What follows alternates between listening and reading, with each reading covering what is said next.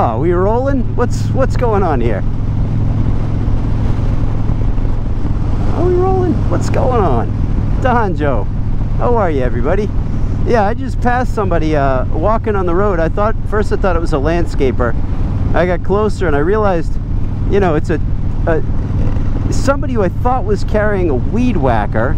So I'm thinking landscaper. Nobody mows their own lawn around here. Everybody's loaded, so they hire people. And so I figured it was just a landscaper, either walking back to his truck or something. But I got closer and I realized, no, it's like probably a middle school girl walking, got slouched shoulders, got a hoodie tied around her waist, and it's not a weed whacker, it's a metal detector. I just thought that was really, that's the kind of person you should be hanging out with when you're a kid. You know what I mean? Forget all the popular, I assume she's not, she's probably popular, who knows? That's wrong of me to judge, but you know, you're so busy looking at, like, you know, who can I hang out with and look cool, or maybe you were the cool person. Well, you're watching my channel, so I don't know what that says. Oh, yes. I partially apologize. But yeah, I mean, the audacity to walk down the street by yourself with a metal detector as a middle school student. I could see middle school boys. Every middle school boy that I've worked with, which has been thousands, there's a big knucklehead attribute. So, you know, you could see like a middle school boy just walking in a chicken hat or something. You know, why? Because the brain is not fully cooked yet, right? Girls tend to have it together a little earlier, and you know, so you can understand a guy walking down the street like that, but you know, you see a girl walking down the street by herself with a metal detector. Yeah, that's pretty cool. Maybe she'll find some Iron Maiden. Not that kind of metal.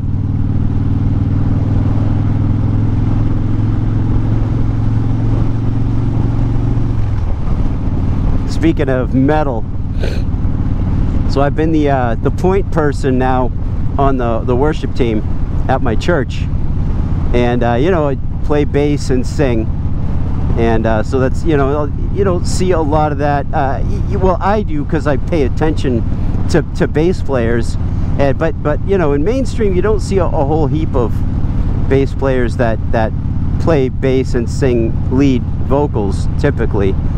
There are a lot of them out there, which is just to say, I'll skip over all of the interstitial conversation that I would have leading to this point, but one of my favorite lead singing bass players, and it's a big list, but of course, no surprise, Peter Steele from Typo Negative. Well, it may surprise you if you don't know me, and you hear that I'm, you know, a worship team point person, that I would have an affinity for, you know, the music of Typo Negative, especially you know, Peter Steele. Really before I was a worship leader, you know, and still to this day, you put on Green Man, you know, or you know, Wolf Moon, something like that, and man, when I first heard Typo Negative, just the sound, the sonic, just, man, I don't even know how to put it, but it's like it's not punishing in a heavy metal kind of way, and it's not massive in like a strings, you know, sort of way or something, but the music was so huge and heavy and melodic, and I was like, this is what it feels like to be me. Listen to a song like Green Man, or Hey Bacchus, in praise of Bacchus, or whatever, you know, or his Peter Steele's covers, you know, of like Santana or the Beatles, or Seals and Crofts or whatever. Like, man, that sound. But anyway, you know, being a lead singing bass player, I was originally, you know, I had some friends back in my 20s and maybe into my early 30s who, you know, we had a little rock tree. Yeah, just take your time on the phone in traffic.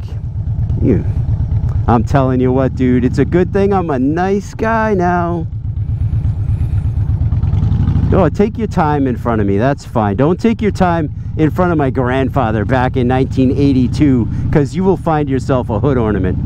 He had no time. I'm so glad he didn't live now, because I'm not sure that he would have enjoyed the current mentality of American creatures. Anyhow, yeah, so that's a big digression, because that's one of my things that gets under my skin.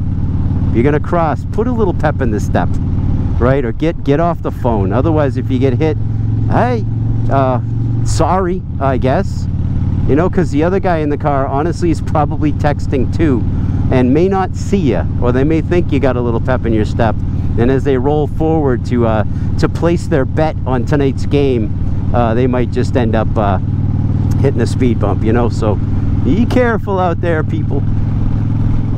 Yeah, so you know, being a lead singing bass player and having been in a rock trio, like, I like a little grit in my sound, a little bit of tooth, you know what I'm saying? And for a while, when I wasn't the point person, I was like just a bass player in the worship team.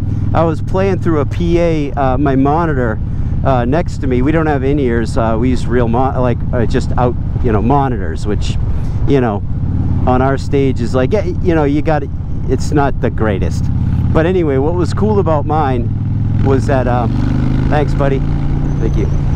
What was cool about mine is that it had a little tear in something, or had like a, something was like it had like a I forget how my buddy the engineer explained it, but there was something like with the tweeter where it was like not cross-wired, but something happened that gave it like a Geezer Butler real like nasty, like almost fuzz, like distortion tone, and I loved it.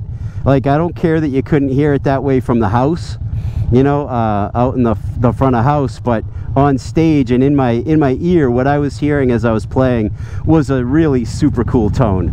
I really dug it. And you know, I've toyed with the idea of, like, you know, when we have a little bit more of like an electric set happening, you know, like yeah, sometimes we do the you know, it'll be me on bass and an acoustic guitar and a piano player, and we got a guy who's a tremendous violin player.